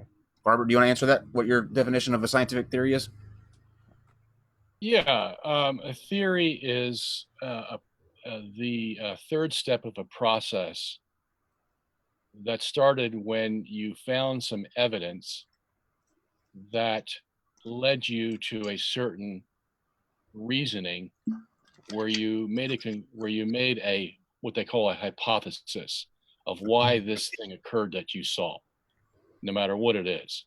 You have a hypothesis, and then with a hypothesis, you then begin to test that against other things that you know or other experiments that you will perform to see if the hypothesis can be sustained when you do those other things, the extra experiments or other things that you know. And then if it survives that stage, then it may possibly go to what they call the theory stage. And that is where you now have enough evidence that you begin to make preliminary conclusions about this evidence and about why you're seeing it.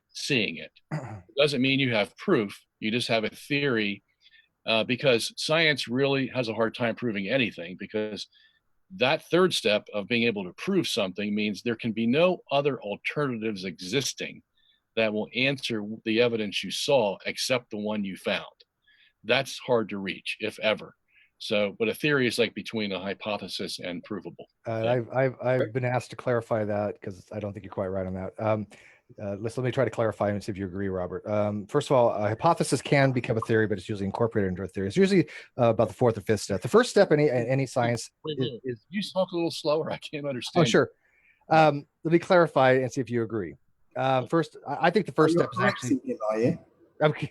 Well, the audience is like, Steve, get in here. Okay, so I think the first step is a guess. I think a good scientist will make a guess, then he'll make conjecture. He'll devise an experiment. He'll devise a hypothesis, get a null hypothesis, and then if he thinks he has enough evidence to reject the null, then he'll call the hypothesis, the hypothesis to be the case, right? And eventually that will either get merged into a theory or become a theory itself. But a theory is a confirmed model that has been sustained over a period of time by repeated observation and experimentation. So it's not in between anything. The theory is the highest you can get. There's nothing higher than a theory in science. There's nothing. Even laws fall under a theory. Right. Okay, I would agree with you on that. And I think the thing I left out was that the theory remains a theory because it's been done by someone else. And in other words, it's been repeated. Yeah. But a theory cannot be proven by definition. There's no such thing as a provable theory. Science is not in the business to prove anything. Science explains. Because like you said, once and you're right on this, once something is proven, you can't change it. It is proven. It's done. Right. And so I do agree with you there. That's why you never say a scientific theory is proven, because it is falsifiable, right? So you can't prove something and have a falsification criteria. Let me add this. There's a lot of scientists out there who basically, like with the theory of evolution. Mm-hmm. Okay. I know a lot of scientists like Stephen Gould, for one, and a lot of his colleagues who basically say their theory about evolution is a fact. It is a fact. Yeah, but fact's not the same as proven. It is a fact. Yeah, we do observe evolutionary things, but maybe not. We'll do that another time. But fact and proven are not the same thing by any stretch. You and I would disagree, because I think the terminology is being mixed up a little there to make a fact something less than provable. But I think that's a whole other debate, though. Yeah, that's a whole other discussion. That's a whole other debate. I know people are like, yes. No, but I just want to bring that up. Okay, so I think heliocentrism was a proven fact. Oh, come on now, Dave. It's heliocentrism is a fact, but it's not proven. Again, let's go to the next super chat. Fair enough. Okay, so next super chat. We have a lot of good questions too, but I'm gonna have to do the super chats first. This one, no question, just well needed booze for Steve from Steve Bauman.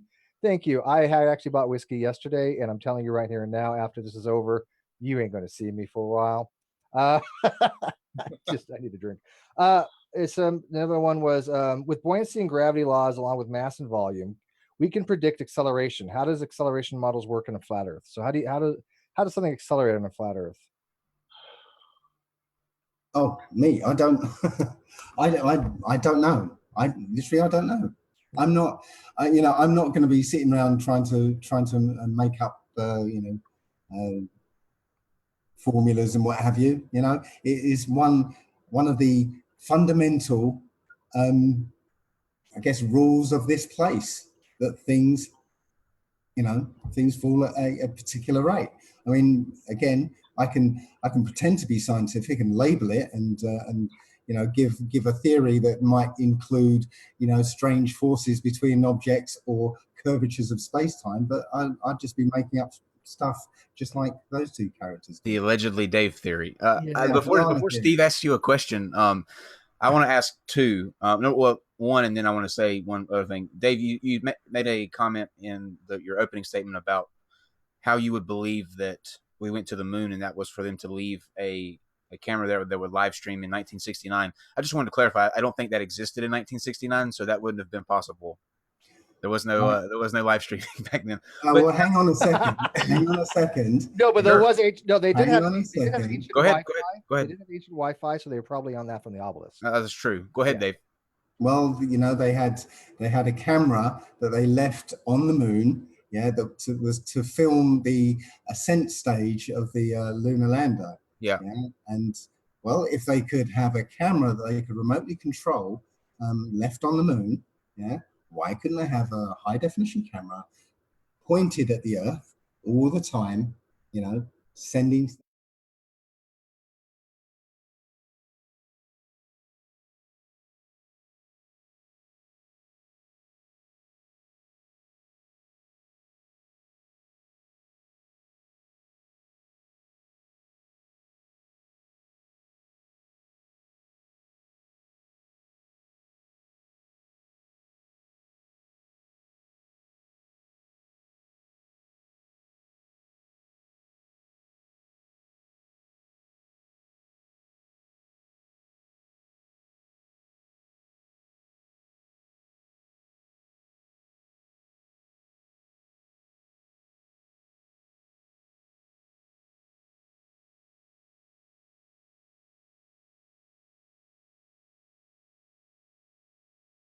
I can't tell you. I noticed.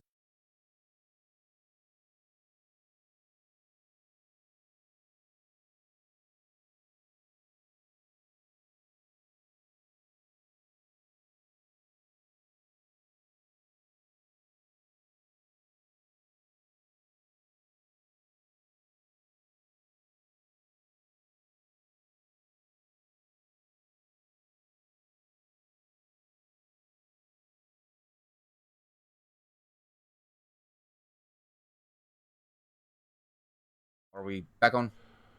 No, not yet. Yeah, Okay. you are. We are. Okay, now. we are.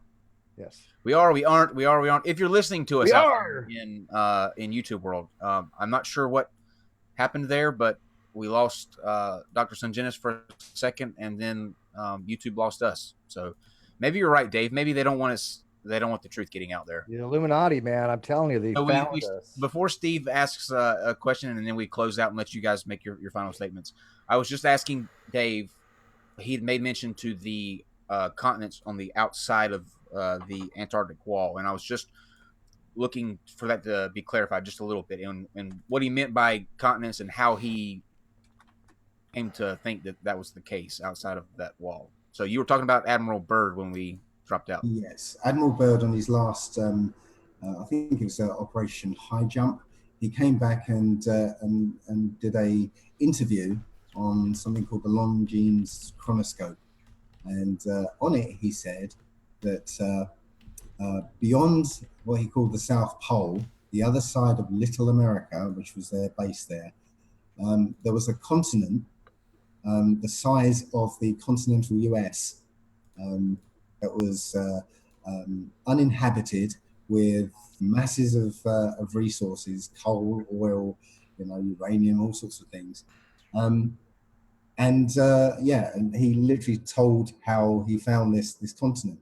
Now, there was a map that surfaced a while back. It was shown in a newspaper 100 years ago, and this is supposedly a 1,000-year-old map.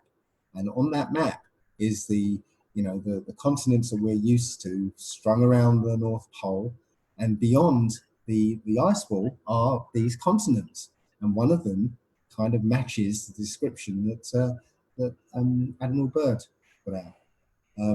Interestingly, after Admiral Byrd came back, I think it was 1958. Don't quote me, but when he came back, the Encyclopedia Americana for that year lists under Antarctica that it has a dome at 13,000 feet. It says it right there in the encyclopedia. So yeah. Robert, do you want to touch that? All right. So the Encyclopedia Britannica has an article that says there's a dome that's 13,000 feet above Antarctica, the continent. Encyclopedia Americana. Americana. Okay. It says that there is a dome 13,000 feet high above Antarctica. Yes, that's what it says, not my words. And what's the date of that Encyclopedia Americana? Do you know? I'm pulling this out of my head. You know, I think it's 1958. 1958. And you don't know the volume number, page number, or anything like that? No, I'm just doing this from memory. I don't have all my notes here with me or anything. And okay. Well, I'm going to give you my email address toward the end of the program, and I want you to mail me that information because I'd like to see. Absolutely will. Okay. So I have no way to verify. What's that? Oh, I'm sorry, Rob. I didn't mean to cut you off. I thought you finished. I have no way to verify what you're saying. Okay. So, and if you can't give me the citation, I really can't use that as evidence. What the citation was is this, and I'll send it to you. It's 1958 Encyclopedia Americana. Says 1958. What it actually says is by a great dome of snow and ice, which is toward its center, reaching in 13,000 feet in elevation. It's talking about a dome of snow and ice. No, that's I don't know. Okay. That's why I have the thing right here. I mean, I'm literally looking at the encyclopedia that you're referencing.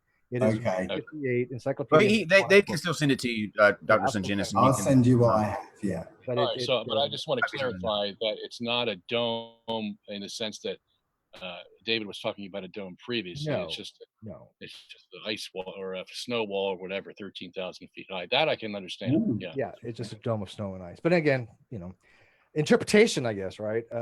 But we'll get that to you. So let's get the last couple super chats. And before I do real quick, I do want to mention, because it was one of the other super chats, Dave, if you're not unaware, the problem that you have is that when you invoke things like buoyancy, you should be aware that buoyancy, the formula for it, has gravity in it. So you can't have buoyancy without gravity. It is a part of the actual formula. Density and density is not a force. Gravity is not is a tendency for something to drop when you let go. Oh no, sorry. The force of down. There is a tendency for things to drop when you let go of them. Yes, it's not gravity. Gravity is just a theory, right, or a set of theories to account for that phenomenon. But do you know what a force is? A force is an actual thing that causes something to change direction. Well, now you're talking about Newtonian. Well, hang on. If you have something that's going to, if I drop, like he was showing, if Robert drops something, there has to be a force acting upon what he dropped in order to. Now you're talking about that is what a force means. Now you're talking about Newtonian forces. Which you could use anything you want. Use any kind of force. It doesn't matter. A force is a force is a force. Robert, would you agree? Apparently, you can talk over me if you want, but I'm telling you, that you're talking about a Newtonian force, which was apparently disproved by Einstein. It's not a force. It's supposedly a curvature of space-time. He's not. Robert, do you get what I'm saying? Yeah, I get what you're saying. I think you can define a force as something that makes another thing accelerate. But Dave's already admitted that he can't explain acceleration. Yes, because any change of motion of the object is a change in vector, which is acceleration. Right. Change in motion or speed, you have an acceleration. Yeah, either the magnitude or the direction. Correct. How many more super chats are we at? Just one more, I think, or two more. So KC had said, explain, Dave, can you explain how Earth casts a shadow if it's flat? Earth casts a shadow as it's flat. Yeah, because we can actually see the shadow of the Earth on like the moon. There's actually Earth shine. We can actually see reflections. We can see the shadow of the. We can see reflections. Can we see the Earth reflected in the moon? That's called Earth shine. Yeah, pretty cool actually. Okay. Well, I'm not sure I can explain that, but you know what? I can't also explain, according to the Ball Earth model, how come we see the Earth and the sun and the moon, at the same time, during a lunar eclipse. Yeah, I don't know how you would on a flat Earth model either. Okay, and one last one. And by the way, which is kind of weird, Robert's, at least, geocentrism, all this math actually works if you make it work for this. I mean, that's what's funny. His model actually would. I think you'd be better off being a geocentrist in this regard, Dave, because his shit would work actually in some regards. So, yeah, whatever. I can't believe I'm siding with you on this, Robert. I'm never gonna live this down, dude. Last one. And I don't know why somebody asked this, but it's a super chat, so I got to do it, Dave. They asked, explain radiation pressure. Radiation pressure. Yeah, have you heard the term before? No, I haven't. If it's not, somebody, I remember debating with some physicists and PhD students. I don't know if they're calling it thermal pressure. Yeah, it's similar. Yeah, same thing. I mean, basically, it's just a pressure exerted from an electromagnetic wave, such as like you have like gamma pressure in a star, like he was talking about where the light comes from, right? You kind of have to explain why we see lights in the sky, and a star is held up by gamma pressure overcoming the force of gravity, that equilibrium. So when he's asking you, like, know that, do we? Yeah, actually, we could demonstrate. How do we know that? Because of neutrinos. We've actually predicted what energy levels of neutrinos we should detect, and guess what? We detected those neutrinos at those energy levels. So we made a prediction, and we discovered that. So that's how. Sorry, you detect them. You say we. You scientists. Did you? The people that do this stuff. Yeah, and you could say they're wrong, but you know what? That's just okay. Well, they never detected it. They're conspiracy. Okay, great. Again, we have assumption upon assumption, and that's called science. That's called, a law of nature. Yeah, we have laws of nature all the time that don't actually match up to reality. So, Dave, when you say we have found this, I don't hold with that. I think that's all the super chats. Can I ask you a question, Dave? Dave. Are we still in the question and answer bit, are we? We're getting ready to close off, give you guys the opportunity to make your closing statements. He just wanted to ask one more real quick. Of course. Yeah, because you quoted from the Old Testament. I want to know, do you believe the Bible first, and do you believe the Bible teaches a flat earth with a dome? Indeed. Okay. It does. Just wanted to know. Okay. All right. Now we'll let you guys make your closing statements to kind of wrap up your position, and then we'll call it a night. So we'll start with you, Dave. Okay. Well, as I said, I'm just a normal bloke here. I know what I see in this world, and you know what? The ball Earth model does not make sense. Yeah, we're taught this model from childhood at a time where we cannot analyze the information that we're given. Yeah, we take it in as truth, and it becomes the foundation of our reality. With our own senses, we have a picture of this Earth. We have to be taught this ball Earth, spinning ball Earth universal model. Yeah, it's a fabrication, and when you start just looking at it, when you start testing it, you find it doesn't hold up. And I'm not trying to tell anybody the Earth is flat. All I'm trying to tell people is go and look for yourself. Go and look, and don't just blindly accept what these so-called scientists and experts tell you. Go and look for yourself. That's all. Okay, and do you want to go ahead and plug your channel too while you're here, where people can catch you and keep up with you? Sure. My YouTube channel is dmurphy25. My website is allegedlydave.com. Okay. All right. Dr. Sungenis? Okay. First of all, thank you for having this program. Thank you for Dave and all your input. I'm going to go off on what you just said, because I think that needs to be balanced for the sake of the audience. And that is, we want to go out and look for ourselves. That's true. And this represents, I think, the struggle that I had mentioned earlier that each generation has to go through. We take for granted some of the things that we've been taught because we have authorities over us and they teach us that. We're never going to get away from that, okay? If it happens where there's enough groundswell where people come to disagree with what the traditional authority has said, and they can form a consensus and they can demonstrate by evidence that their position is more viable than the historic position, great. I applaud people for doing that. And that's the way the world works. That's how we progress. That's how we advance, because some things we believe are wrong and we need to get out of that and get to something better, something more truthful. By the same token, I'd have to say that in your presentation of the evidence for flat Earth, I find a lot of holes. I find a lot of things missing. We talked about gravity. We talked about how your sun moves and all those kinds of things. You have no answer for it. So I think if you want to sincerely advance the discussion so that we get out of something traditional that may not be good, it would behoove you to do a lot more research into the dynamics of your system so that you can explain it to somebody, instead of saying, well, I'm drawing the line here and I'm moving on. You can't really do that if you expect somebody to be convinced of your system, because there's going to be people a lot smarter than you are who are going to get down to the nitty gritty of your system, and they're going to tear it apart. And unless you can answer those questions, your movement is going to die. Okay.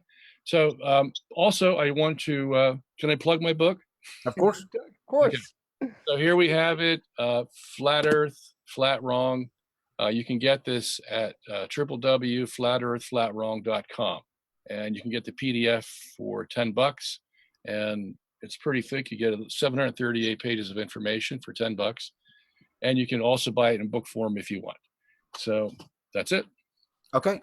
Awesome. All Well, thanks to both of you guys for coming on. Dave, a little bit better this time around than your first time? Yeah, a little bit better, but did still detect, a panel there. Well, I know you did join in, Dave.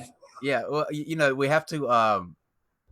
We obviously don't actually agree with either one of you, but for the most part, we kept out of this. I think you enjoyed your time better this time, Dave. Yeah. Hardly balanced questions, though. I'm sure there were flat earthers. You know what? But honestly, those were from the outside chat. Those were from the audience. We didn't ask any of our questions. If you didn't notice, the main person I even tried to think that I corrected was Robert. So yeah, those were from the audience, Dave. We're innocent in this. Remember, you don't have to leave mad like you did last time. We're all good today. Okay. So I wanted to also plug one thing. They're having on the Geek Room tomorrow. They're having a roast of your favorite atheist content creators tomorrow night. It's at Steve. What time is it? 2:30 Pacific, 5:30 Eastern. It's at 5:30 Eastern. Steve and I are actually judging it, so we will be on there judging, and you're going to have Cat Brony, Unholy Mole, Mr. Atheist, Not Joe Witness, Tony Reed, Jackson Wheat, Shannon Q, Prophet of Zod, Cirrus, Godless Iowan, Godless Engineer, and Pelagia, all roasting each other. And so that will be a lot of fun. Steve and I are looking forward to hosting. So used to saying Steve and I hosting. Yeah, no, we don't get to host this one. We just get to vote on which judging is actually what we do best anyway. Yes. So judging will be right up our alley. Yes. They're also, interestingly enough, the Geek Room is changing their name. So if you want to tune in tomorrow to find out what that new name will be at the end of the roast, then do that. That's at 5:30 Eastern, 2:30 Pacific tomorrow. And I can tell you right now, it's not Boys with Toys. Okay, that's what I voted for, though. Yeah, we try to convince them, but they decided not to go with that. So we will still be here tomorrow at 8 p.m. Eastern. Can't tell you with what yet, because Soul Phone canceled this morning, so we are going to do something different. But we will be here, despite not having them here as well. But just look at Twitter tomorrow. If you don't follow us on Twitter, follow us at NonSec Show, NonSeq Show, and you'll be able to find out what that wound up being. But we will put that together later on this evening for you guys. So thanks again to Dr. Sungenis and allegedly Dave for joining us for this discussion. Thanks to Steve and Dave as well. And I'm Kyle Curtis. We'll see you tomorrow at 8. Good night.